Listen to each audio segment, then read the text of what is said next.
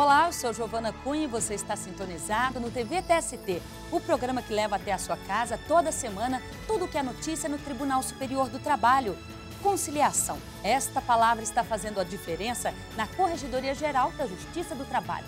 Você vai saber por quê e tem mais: os riscos do trabalho em restaurantes, as súmulas do TST e julgamento. A partir de agora você é o meu convidado, então não saia daí porque o TV TST já está no ar.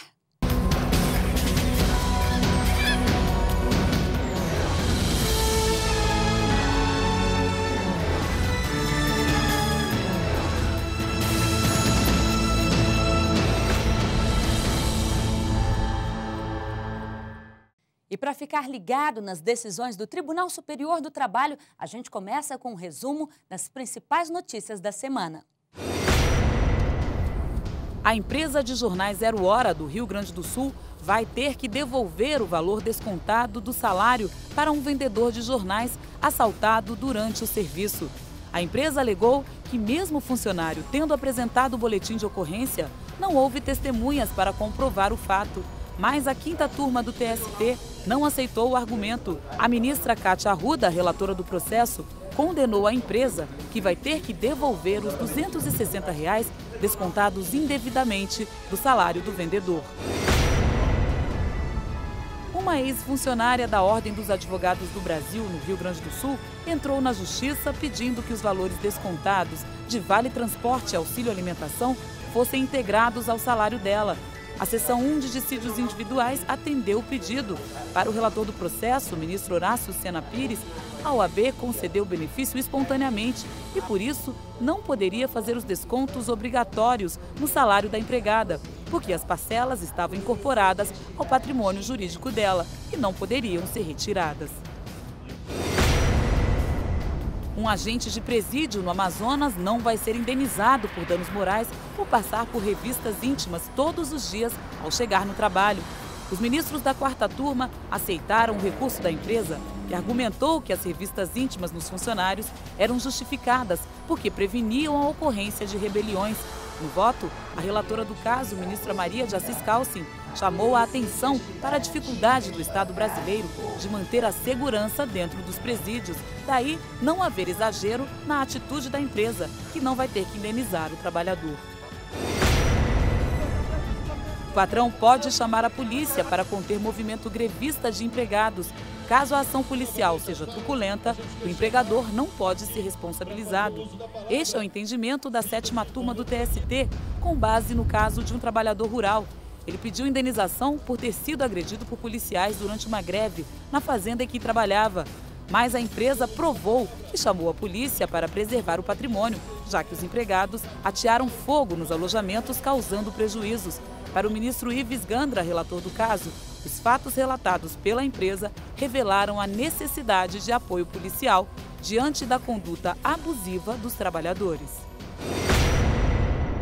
Trabalhar com altas temperaturas, objetos cortantes e correr contra o tempo para dar conta de atender todos os pedidos. Essa é a rotina de profissionais da área de alimentação. E com tanta adrenalina em cena, não é difícil e nem raro acontecer acidentes no trabalho. A repórter Noêmia Colonna entrou no mundo das cozinhas industriais para mostrar o dia a dia destas pessoas e qual a receita para uma rotina mais segura.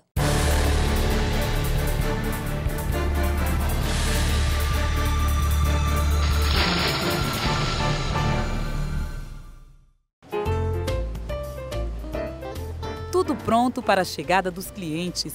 Alimentos previamente preparados, panelas fumegantes, utensílios em ordem.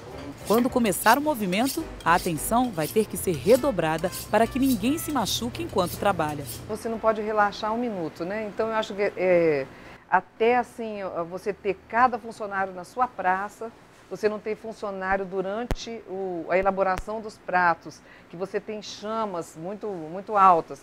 Você não pode ter ninguém circulando na cozinha. É assim todos os dias na cozinha de Alice.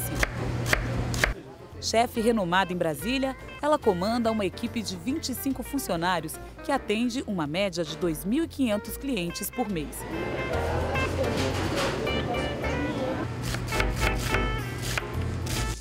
Escorregar, tropeçar, sofrer queimaduras, cortar um dedo, são os principais acidentes para quem trabalha na cozinha de um restaurante. E prevenir para que ninguém se machuque é um desafio para quem trabalha com a pressa, que nesses casos, não pode ser inimiga da perfeição. Como é que faz para trabalhar rapidinho, não se queimar e atender o pedido do cliente? Na verdade, nós sempre estamos concentrados no prato, visto que o cliente tem pressa, mas com muito cuidado para não sofrer nenhum acidente. Já sofreu algum acidente alguma vez? Já tive, já. O que foi? Foi a queimadura de forno, muito alto, eu abri na pressa mesmo, na correria, faltou atenção e realmente eu cheguei a queimar o braço.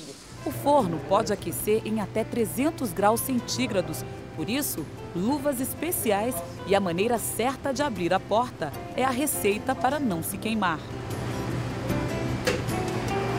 Na hora que compra o equipamento, você já tem que ter esse cuidado de ter sempre equipamentos que tenham uma proteção para a pessoa que vai utilizar e que o botão de acesso seja muito fácil de encontrar.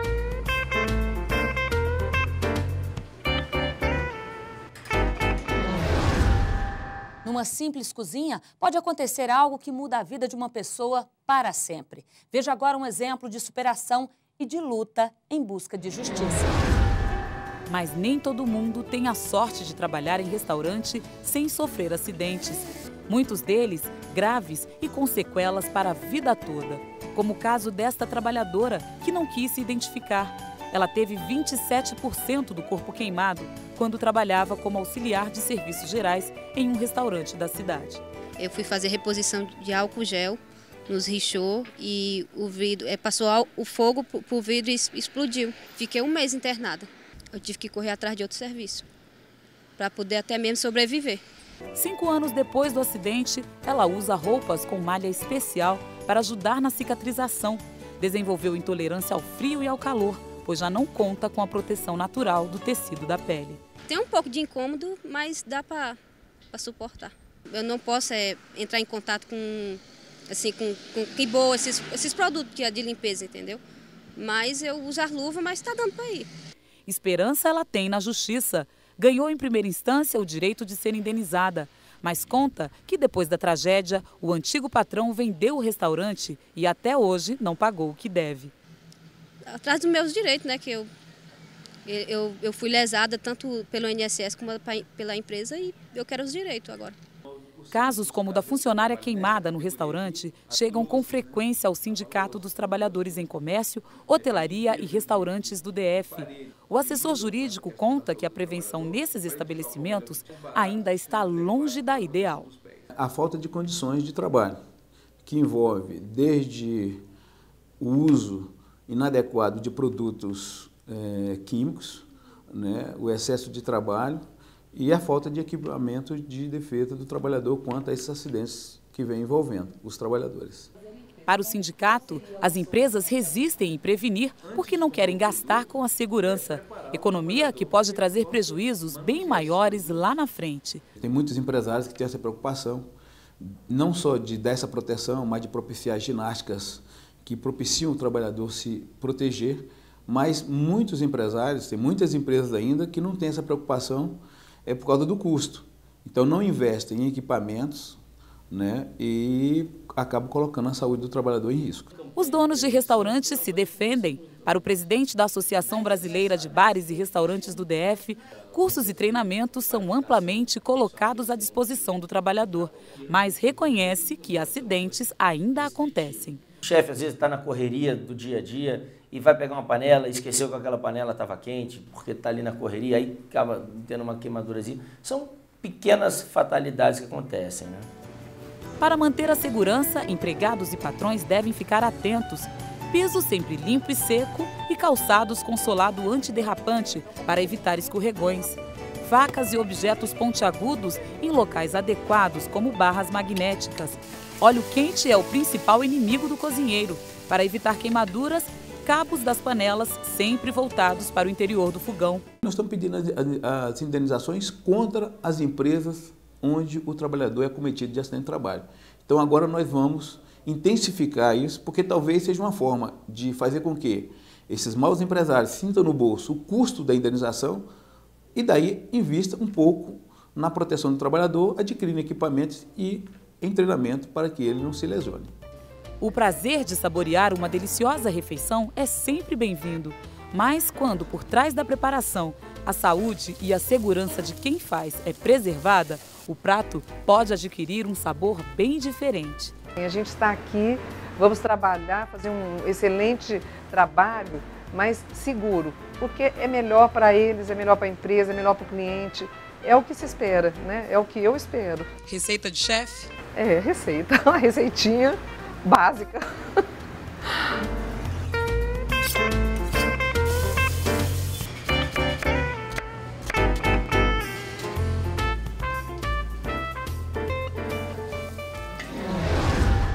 E no próximo bloco tem julgamento na sessão de dissídios individuais. É daqui a pouco. Até já.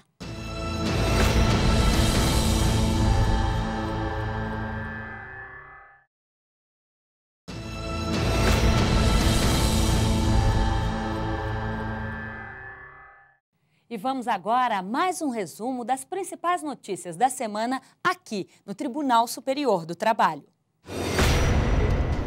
O presidente do TST, ministro João Oreste Dallazen, esteve com a ministra conselheira da Missão Brasileira da ONU, Maria Luísa Escorel de Moraes. Ela foi a relatora da Comissão de Trabalho Decente para Trabalhadores Domésticos na 100ª Conferência da OIT, que aconteceu em junho em Genebra, e teve a participação da ministra do TST, Delaide Miranda.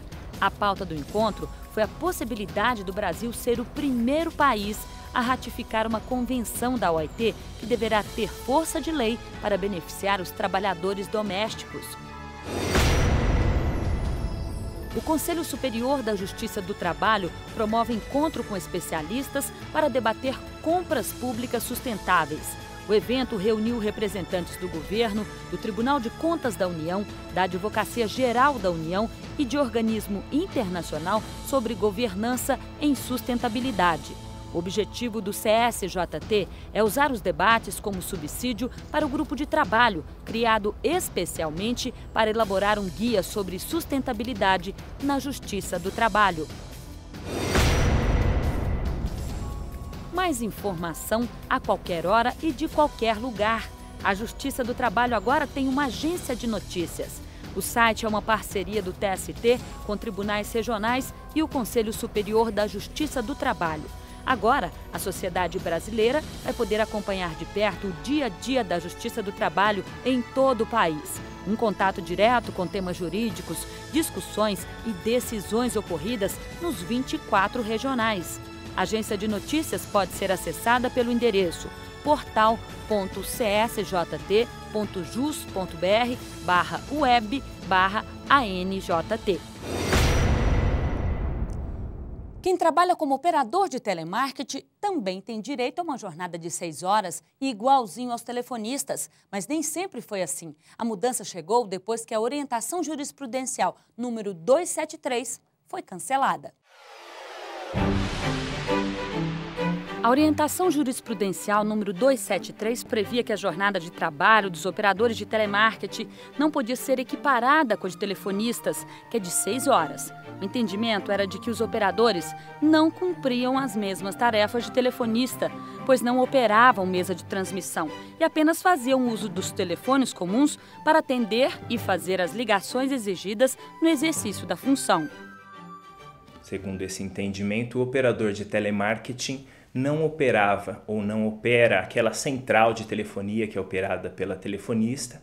Ele faz uso apenas de um simples aparelho de telefone para fazer e receber suas ligações, de modo que essa função não poderia ser equiparada à função de telefonista. Ocorre que em 2007 o Ministério do Trabalho editou uma portaria acrescendo o anexo 2 da NR17, e por meio desta norma regulamentou a função, o exercício da função de operador de telemarketing, criando ali alguns direitos, condições de trabalho, e dentre esses direitos está a jornada de trabalho de 6 horas diárias e alguns intervalos, algumas pausas para refeição ou mesmo para descanso. Por conta disso, o TST, demonstrando estar atento às alterações ocorridas no mercado de trabalho e na sociedade como um todo, entendeu por bem cancelar essa orientação jurisprudencial. Acordo coletivo de trabalho não pode considerar o auxílio alimentação como verba indenizatória. A decisão é da seção 1 de dissídios individuais e teve como base o caso de um bancário fluminense. Veja na reportagem. O auxílio alimentação é a parcela paga todo mês para cobrir as despesas com a refeição do trabalhador.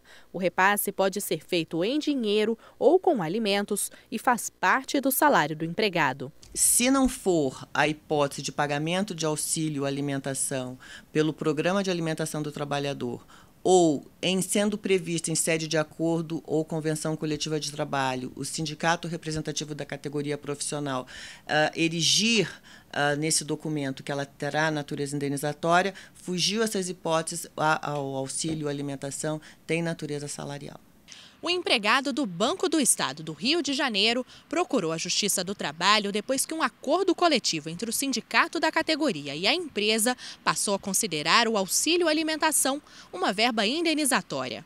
No TST, na seção 1 de dissídios individuais, o pedido do empregado foi atendido. Para o relator do caso, o ministro Augusto César de Carvalho, o dinheiro do auxílio alimentação, recebido como parte do contrato de trabalho, não pode ser transformado em verba indenizatória. Por isso, a quantia do auxílio alimentação deve integrar os cálculos de aposentadoria, FGTS, férias e 13º salário. Agora você acompanha como foi o julgamento. Relator excelentíssimo senhor ministro Augusto César de Carvalho. Pagos em recurso de revista 175.900 de 1995. Embargante Sidney Walter Jasmin, embargado Banco Itaú S.A. e Estado do Rio de Janeiro. Ministro Augusto César tem a palavra. Ministro Presidente, senhores ministros, embargos regidos pela Lei 11.496 de 2007, auxílio alimentação, natureza jurídica, superveniência de instrumentos coletivos atribuindo caráter indenizatório à parcela e de adesão ao empregador ao PAT, ao Programa de Alimentação ao Trabalhador. A jurisprudência está se alimentada, a meu ver, no sentido de que a superveniência de instrumento coletivo, ou mesmo de adesão do empregador ao PAT, não autoriza a modificação da natureza jurídica do auxílio alimentação. Eu cito vários precedentes, conheço e provejo os embargos.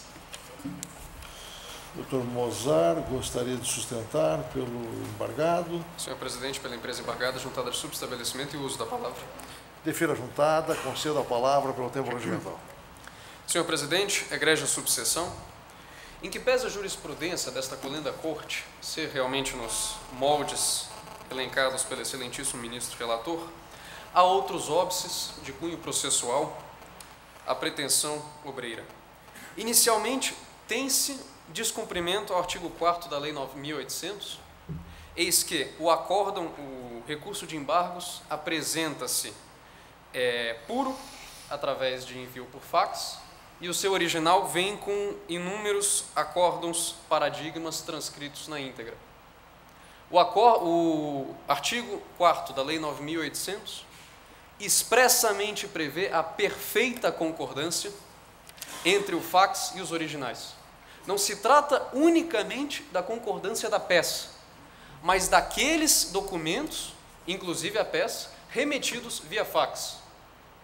Há poucos tempos atrás, há poucos processos atrás, discutiu-se um grau de subjetivismo em flexibilizar alguns parâmetros processuais.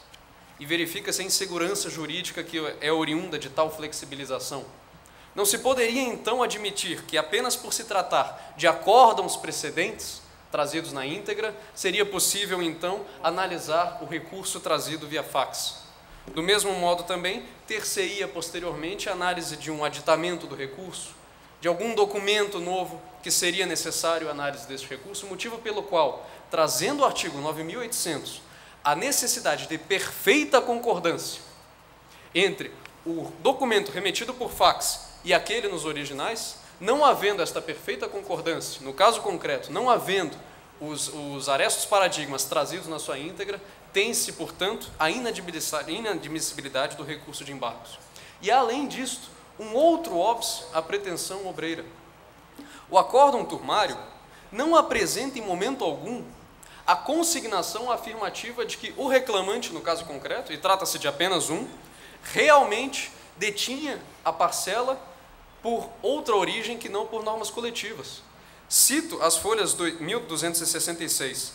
Conforme se depreende, a Egrégia Corte Regional conclui que a verba em tela possuiu natureza indenizatória, de acordo com a previsão expressa nas convenções e acordos coletivos de trabalhos respectivos. Instrumentos normativos estes de existência nunca negada pelo reclamante e que, em relação aos empregados que antes dos acordos e convenções coletivas recebiam tal benefício, houve efetiva transação nesses acordos e convenções envolvendo novação da obrigação. Há apenas a afirmativa em tese de que aqueles empregados que anteriormente recebiam a benesse em questão, anteriormente da incidência das normas coletivas, ter-se-ia uma novação. Mas não há afirmativa de que, no caso concreto, este empregado se incide neste aspecto fático. Motivo pelo qual, por não haver o quadro fático necessário à incidência da súmula 241, e, além disto, por haver um óbice à própria admissibilidade do recurso de embargos, tem-se o não conhecimento do apelo. Ministro relator. Presidente, peço vista em mesa. Eu quero verificar o primeiro ponto. Vista em mesa a seguir concedida ao ministro relator. Vista em mesa concedida ao excelentíssimo senhor ministro relator. Sim, ministro Augusto César. Senhora Presidente, para lembrar, trata-se do processo da minha relatoria, em que se debate a superveniência de instrumento coletivo e adesão do empregador ao PAT, segundo a decisão turmária, teriam força suficiente para alterar a natureza jurídica do auxílio alimentação. Eu estou propondo o conhecimento e provimento com base nos precedentes. Houve sustentação judiciosa na tribuna, chamou a atenção para dois pontos, e eu pedi vista em mesa para analisar esses dois pontos suscitados da tribuna. O primeiro deles diz respeito à juntada do original após, no prazo em que se juntou a peça de embargos em facsímile, com base no texto da ementa do primeiro aresto citado na peça de embargos. E essa emenda vem com a indicação da fonte de publicação e tal. Então, não vejo relevância na ausência da cópia desses acórdãos e tal, se eu não estou me reportando a íntegra desses acórdãos. Eu estou me reportando apenas a ementa e a peça de embargos é suficiente com base na súmula 337. O outro ponto levantado da tribuna diz respeito à ausência de tese no acórdão turmário. A turma não teria mencionado o fato de que o reclamante era daqueles que tinham o auxílio alimentação integrado ao salário antes que sobreviesse norma coletiva de trabalho dispondo o contrário. Eu estive relendo aqui e eu penso que, em vários momentos, o ministro relator, na turma, ele diz sobre o que ele está propriamente julgando. Vou citar apenas 3 parágrafos. Diz o relator: conforme se depreende, a Egrégia Corte Regional concluiu que a verba em tela possui natureza indenizatória de acordo com a previsão expressa nas convenções e acordos coletivos de trabalho respectivos. Instrumentos normativos estes de existência nunca negada pelo reclamante, que, em relação aos empregados que antes dos acordos e convenções coletivas recebiam tal benefício, houve efetiva transação nesses acordos e convenções envolvendo novação da obrigação, que passou a ser devida por força dessas normas coletivas e com a natureza nelas estabelecida. Se poderia dizer que o acordo não está dizendo que o reclamante está nessa situação, mas não me parece razoável se exigir que o acordo diga isso textualmente, tendo em vista que o acordo está dizendo que se trata desse debate, dessa questão, e é isso que está sendo decidido. Evidentemente que não ia mencionar a situação desses empregados se o reclamante, evidentemente, não estivesse enquadrado nela.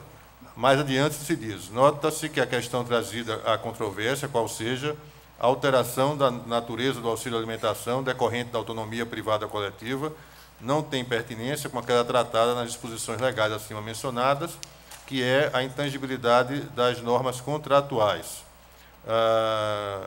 E segue. Por fim, quanto ao precedente transcrito à comprovação de divergência jurisprudencial, este mostra-se, nesse específico, a demonstração da divergência pretendida, na medida em que não contém tese fulcrada na mesma hipótese fática dos autos, já que, no presente caso, a verba em tela possui natureza indenizatória de acordo com a previsão expressa nas convenções de acordos coletivos de trabalho respectivos, instrumentos normativos este de existência nunca negada pelo reclamante, que, em relação aos empregados que antes dos acordos e convenções coletivas recebiam tal benefício, houve efetiva transação nesses acordos e convenções envolvendo novação da obrigação, que passou a ser devida por força dessas normas coletivas e com a natureza nelas estabelecidas.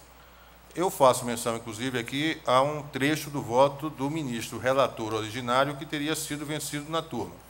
Mas, como se trata de voto vencido, eu submeto à apreciação dos senhores essa matéria, considerando esses trechos do acórdão turmário, em que me parece claro que o que nós estamos aqui a debater é exatamente essa questão que vem de ser decidida nesses vários precedentes que eu cito a partir da página 8 do meu voto. Eu mantenho o voto por essas razões. E não perca no próximo bloco, tem a continuação do julgamento, o quadro sobre os serviços do TST e uma entrevista especial sobre a conciliação nas correições dos Tribunais Regionais do Trabalho. Não saia daí, a gente volta em 1 minuto. Até já!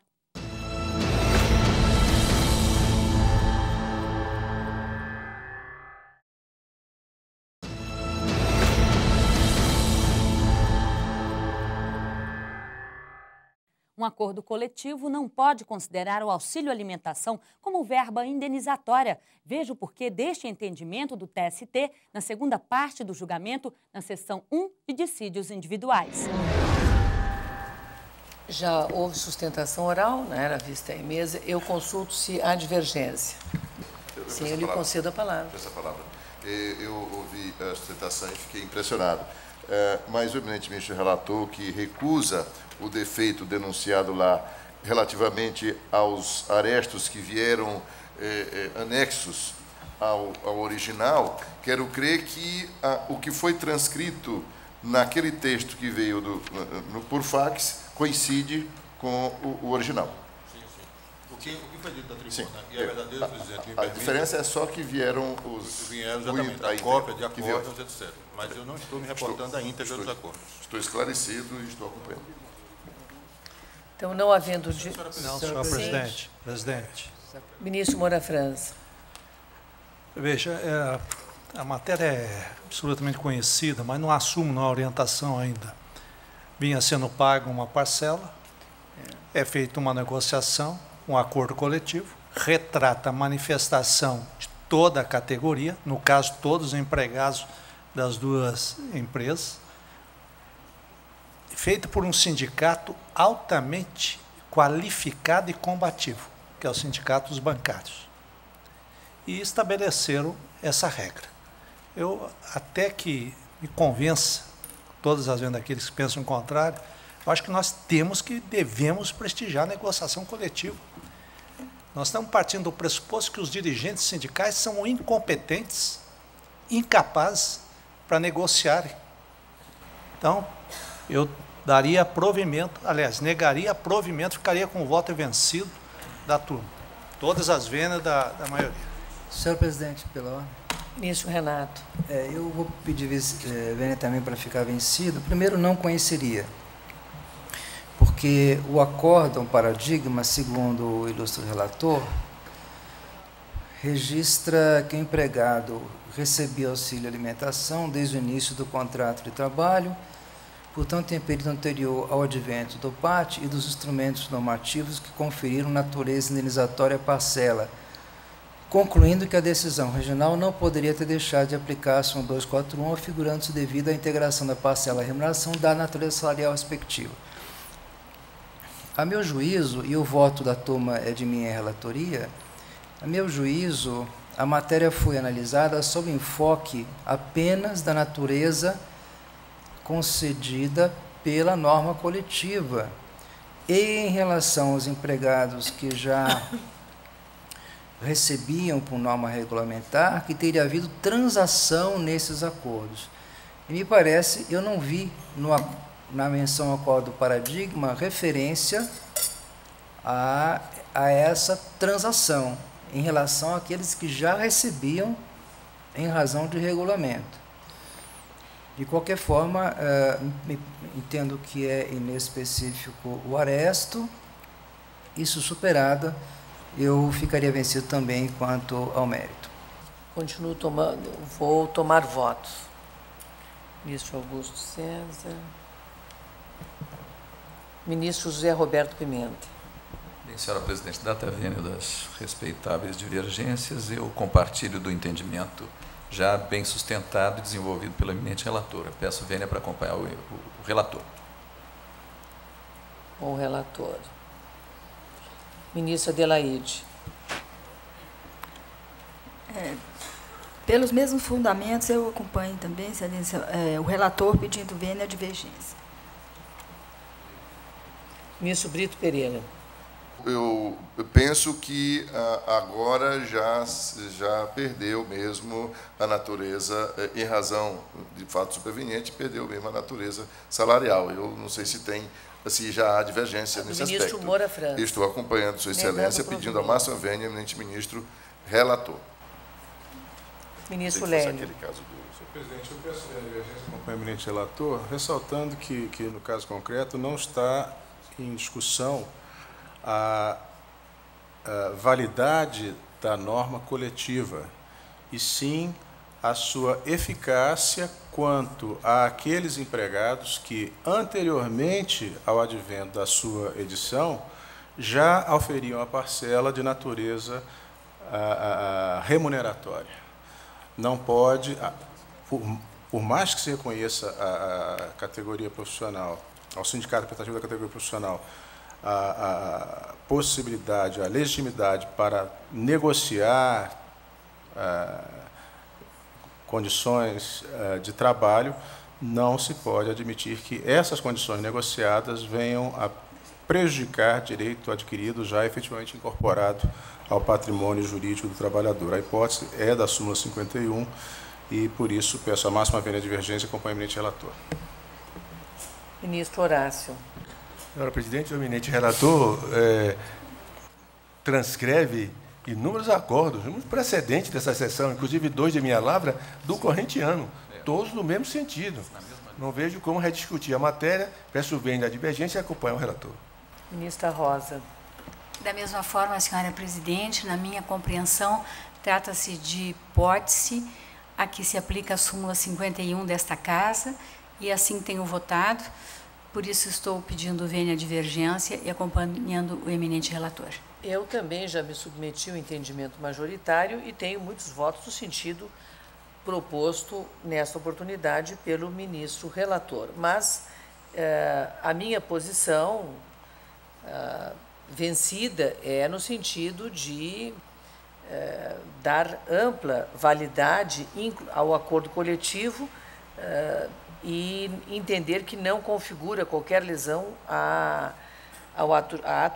não constitui ato jurídico perfeito o fato de o contrato assegurar esse pagamento com natureza remuneratória, uma vez que o acordo coletivo posterior alterou, até em conformidade com a previsão legal, a natureza jurídica do pagamento respectivo. Como houve divergência nesse sentido, eu peço vênia ao relator para acompanhar a divergência e proclamo que, por maioria, vencido o ministro Renato Paiva, conhecer dos embargos por divergência jurisprudencial. E, no mérito, por maioria, vencidos os ministros Moura França, Renato Paiva, Brito Pereira e Maria Cristina Peduzzi, conhecer dar-lhe provimento nos termos do voto proposto pelo ministro relator. Na construção civil, se o dono da obra for uma empresa construtora ou incorporadora, ele tem que se responsabilizar pelas dívidas trabalhistas do empreiteiro contratado. Este é o entendimento da Orientação Jurisprudencial número 191. Veja a explicação. A nova alteração da Orientação Jurisprudencial número 191 diz que, diante da inexistência de previsão legal específica, o contrato de empreitada de construção civil entre o dono da obra e o empreiteiro não enseja responsabilidade solidária ou subsidiária nas obrigações trabalhistas contraídas pelo empreiteiro, a não ser que o dono da obra seja uma empresa construtora ou incorporadora. Neste caso, a pessoa que contrata, né, uma empresa, enfim, ou mesmo uma pessoa física, que contrata a realização de uma obra, por exemplo, a construção de uma casa, de um prédio, enfim. Nesse caso, ela não responde pelos créditos que não forem cumpridos pela empresa que ela contratou como empreiteira, né, por um motivo muito simples. No caso do contrato de empreitada, o que se entende é que não há a possibilidade de configuração de culpa, de caracterização de culpa na supervisão dos créditos trabalhistas. Não é? E especificamente, agora com a alteração trazida com a nova redação da Orientação Jurisprudencial número 191, o que o TST passou a entender é que essa exceção, esse caso em que a empresa contratante não vai responder pelos créditos trabalhistas, se atém aos contratos de empreitada cujo objeto seja construção civil. E a exceção da exceção, que é mantida pela Orientação Jurisprudencial número 91, é o caso de essa empresa, que a gente chama de dono de obra, ser construtora ou incorporadora. Então, no caso de uma empresa construtora ou incorporadora, ainda que se trate de um contrato de empreitada e ainda que se trate de construção civil, ela pode sim responder pelos créditos trabalhistas não cumpridos pela empresa empreiteira nesse caso. O TVTST abre espaço para você tirar as dúvidas sobre a Justiça do Trabalho. Na rua, o povo quer saber.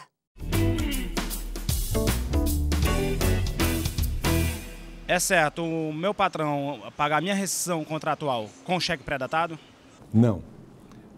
A lei estabelece que, quando da rescisão do contrato de trabalho, se o empregado tiver menos de 1 ano de serviço, o pagamento pode ser feito imediatamente pela empresa. Quando ultrapassar os 12 meses de tempo de serviço, o pagamento só pode ser feito mediante uma homologação pelo sindicato ou pela delegacia do trabalho. Isto é, uma assistência que o sindicato presta para verificar a certeza e liquidez daquela quitação. Nesse momento, o pagamento devido ao reclamante, ou seja, ao empregado, só pode ser feito de acordo com a lei, em dinheiro, em moeda corrente ou então em cheque visado. O cheque pré-datado é aquele que vai vencer em data posterior e data essa que pode ultrapassar os 10 dias previstos pela lei, ocasionando para o empregador o pagamento de uma multa.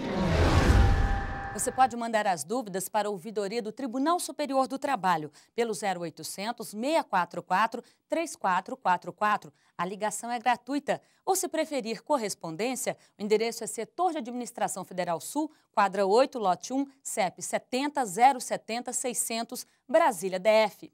Todo mundo já ouviu falar que alguém entrou na justiça em busca de um direito, não é mesmo? Mas você sabe que caminho o processo percorre até chegar às mãos de um ministro? No Guia do TST de hoje, vamos mostrar passo a passo como é protocolar e distribuir um processo dentro da mais alta corte da Justiça do Trabalho.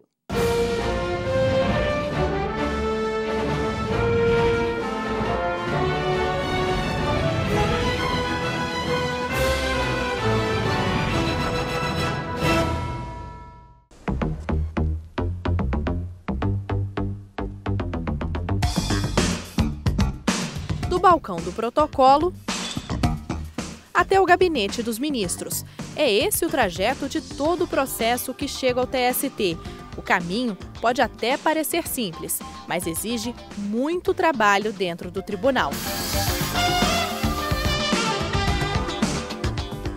A Até que os autos cheguem às mãos dos ministros que vão julgar o caso, muita gente precisa atuar nos bastidores. Isso porque antes é preciso checar se o processo está ok, sobre o que ele trata, e tudo começa aqui no protocolo. Essas petições recebem uma chancela de protocolo e logo em seguida são cadastradas no processo a que se destina. Esse cadastro é feito no sistema de informações judiciárias. Essas petições têm um prazo para sair daqui do protocolo. Elas ingressam e as petições que ingressam de manhã saem no mesmo dia.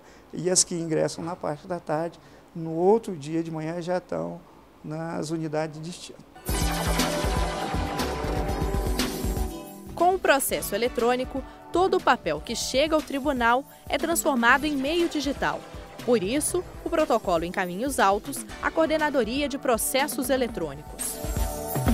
O processo pode chegar no TST vindo de um tribunal regional, é quando a ação sobe para a instância especial, e ele vem por um sistema eletrônico de remessa de processos, é o chamado e-remessa.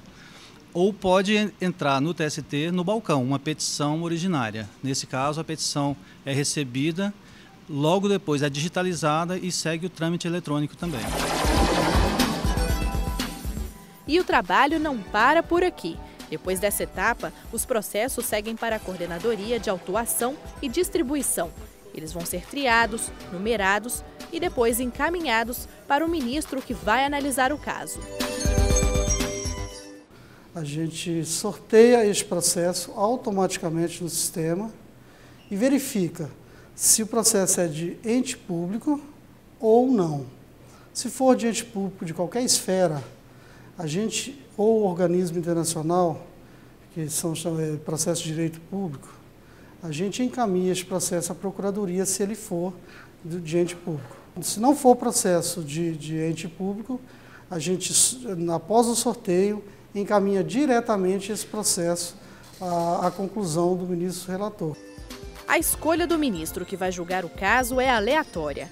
Dependendo do tipo de processo, vai parar nas turmas ou nas sessões especializadas, que são responsáveis por uniformizar a jurisprudência, a não ser que o mesmo processo esteja voltando ao TST por meio de um recurso. Neste caso, o mesmo ministro que julgou anteriormente fica responsável pelo processo.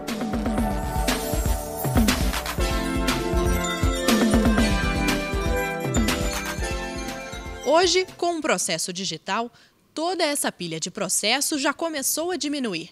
E com isso, o caminho que o processo percorre desde ser protocolado até o gabinete dos ministros já é bem menor. Antes, o processo, quando chegava no Tribunal Superior do Trabalho, ele chegava ensacado nos malotes da Empresa Brasileira de Correios e Telégrafos. Esses malotes pesavam aproximadamente 30 quilos cada um.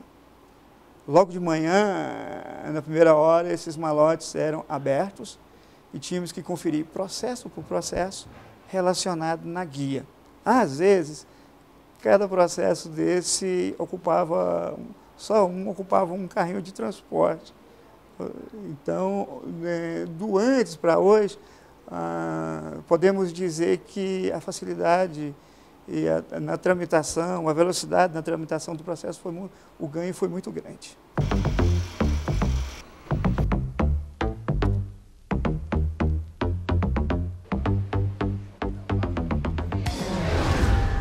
Ajustar, adequar, harmonizar. Estes são sinônimos que definem a palavra conciliar, um caminho que tem levado a bons acordos e soluções mais rápidas na Justiça do Trabalho.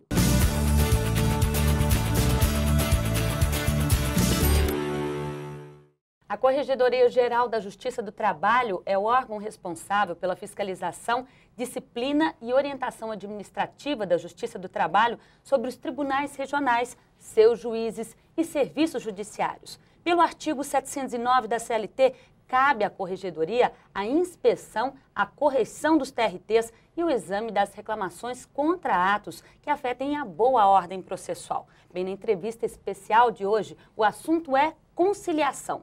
como ela tem ajudado nas correições realizadas pela Corregedoria Geral do TST, comandada pelo ministro Barros Levenhag, que é o meu convidado de hoje. Ministro, olá, muito obrigada pela presença. Vamos para a gente ser bem didático. Ministro, o que é correição e em que casos ela ocorre? A correição, ela se divide em duas categorias. A correição ordinária, que é realizada anualmente em todos os tribunais regionais, e correições extraordinárias, quando o corregedor, em virtude de uma denúncia, sente necessidade de uma correção localizada, pontual, em relação a determinado Tribunal Regional do Trabalho. Mas o mais importante e o que toma mais tempo da corregedoria são as correições ordinárias que se realizam periodicamente nos tribunais regionais do trabalho. E a função do corregedor é essencialmente administrativa. O corregedor ele não intervém na atividade jurisdicional dos integrantes dos tribunais regionais do trabalho. Ele apenas fiscaliza o cumprimento de prazos processuais, tempos de julgamento, os serviços cartorários e recomenda às corregedorias regionais a adoção de medidas que visem agilizar a execução trabalhista. Em razão de o artigo 709, inciso 2 da CLT, dispor que estão subordinados à atuação correcional da Corregedoria Geral os tribunais regionais, segue-se que os tribunais regionais que contem com corregedorias regionais, essas corregedorias regionais têm a sua atribuição administrativa relacionada à fiscalização do trabalho dos juízes de primeiro grau. Mas, em razão dessa atividade essencialmente administrativa da Corregedoria Geral, eu tenho procurado incentivar, junto aos tribunais regionais de trabalho, e estimular as corregedorias regionais a sensibilizar os juízes de primeiro grau a procurar ainda mais a conciliação no âmbito do Judiciário do Trabalho.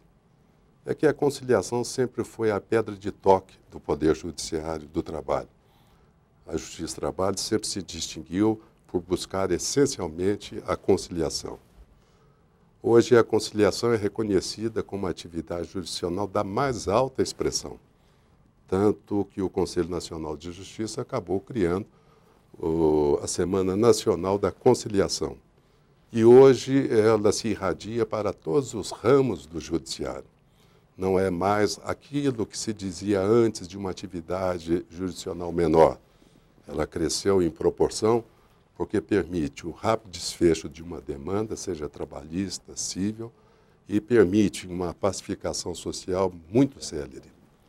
E é tal a importância da conciliação para a Justiça do Trabalho, e isso acabou sendo reconhecido pelo Conselho Nacional de Justiça, que eu tenho me permitido lembrar aos colegas de segundo e primeiro graus de que não podemos perder aquilo que sempre nos identificou, que é exatamente o emprego dos bons ofícios do magistrado em obter a conciliação entre as partes. Ministro, como que ocorre essa conciliação na prática? A tentativa de conciliação ocorre naturalmente em primeiro grau, ou seja, nas varas do trabalho. Ao se propor uma ação trabalhista, o juiz tem obrigatoriamente, na primeira audiência, tentar conciliar as partes. E ao final, antes de prolatar a sentença, ele volta também a tentar a conciliação. Não obtido, naturalmente, ele sentencia ao recurso ordinário para o TRT.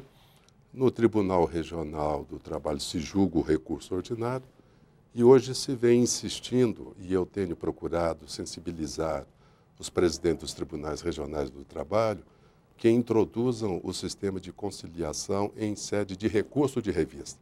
Porque das decisões dos tribunais regionais, cabe o recurso de revista para o TST. E tendo em consideração o altíssimo número da recorribilidade externa, ou seja, dos recursos que vêm para o Tribunal Superior do Trabalho, eu tenho insistido em que os presidentes dos tribunais, tanto quanto possível, introduzam também o sistema de conciliação já quando há interposição do recurso de revista ou quando denegado a interposição do agravo de instrumento.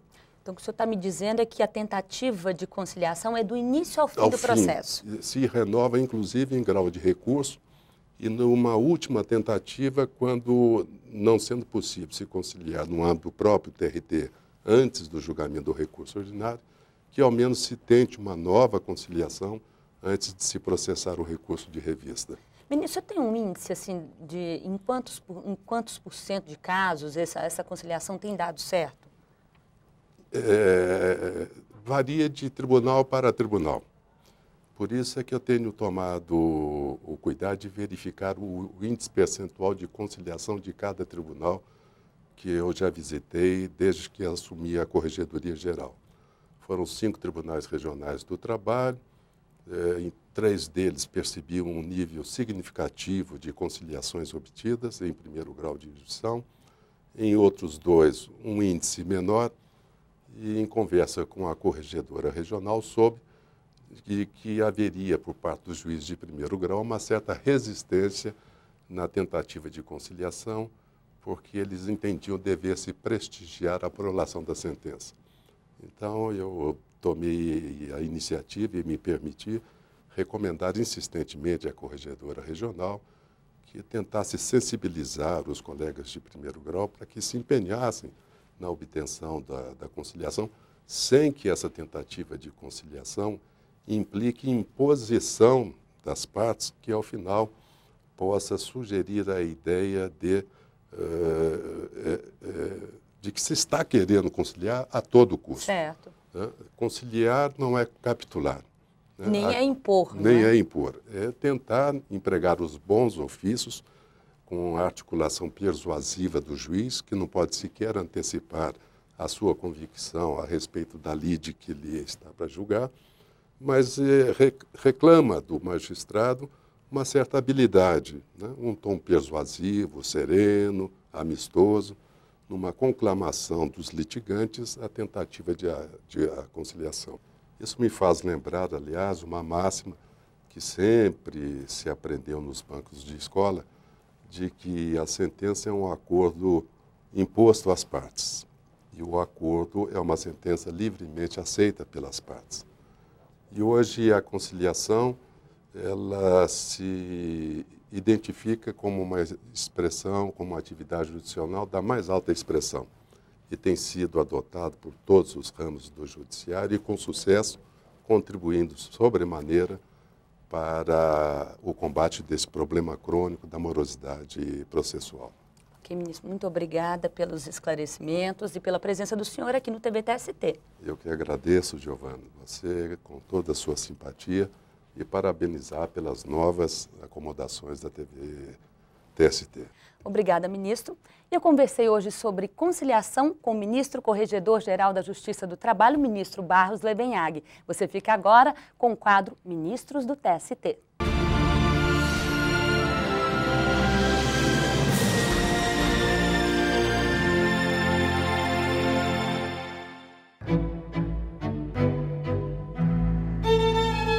O ministro Carlos Alberto Reis de Paula é mineiro de Pedro Leopoldo. Nasceu em 26 de fevereiro de 1944. É formado em Direito pela Universidade Federal de Minas Gerais e licenciado em Filosofia pela Faculdade de Divinópolis. Conquistou os títulos de mestre em Direito em 1984 e de doutor em 2000, também pela UFMG. Foi professor de Direito do Trabalho e Direito Processual do Trabalho da UFMG e, desde 1999, é professor da UNB. Em 1972, foi aprovado em concurso público para técnico de controle externo do Tribunal de Contas da União. Conquistou o 2º lugar nas provas escritas para procurador da República e no concurso para juiz do trabalho substituto da 3ª Região em Minas Gerais. Presidiu juntas de conciliação e julgamento e chegou por merecimento ao TRT de Minas em 1993. É ministro do TST desde 1998 e autor de diversos livros e artigos. De 2007 a 2009, foi diretor da Escola Nacional de Formação e Aperfeiçoamento de Magistrados do Trabalho, a ENAMAT, e integrou o Conselho Superior da Justiça do Trabalho como membro eleito. No dia 2 de março de 2009, assumiu a Corregedoria Geral da Justiça do Trabalho para o biênio 2009-2011.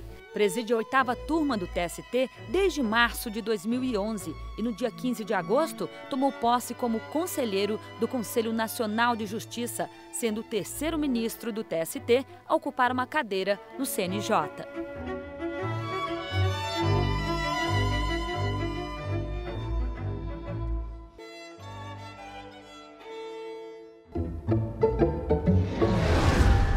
E que tal seguir o TST em todas as redes sociais? Ele está no Twitter, no Facebook, no YouTube. E se quiser acompanhar as notícias do Tribunal Superior do Trabalho diariamente em tempo real, o caminho é o site tst.jus.br. Na semana que vem tem mais TV TST. Eu espero você. Então, até lá!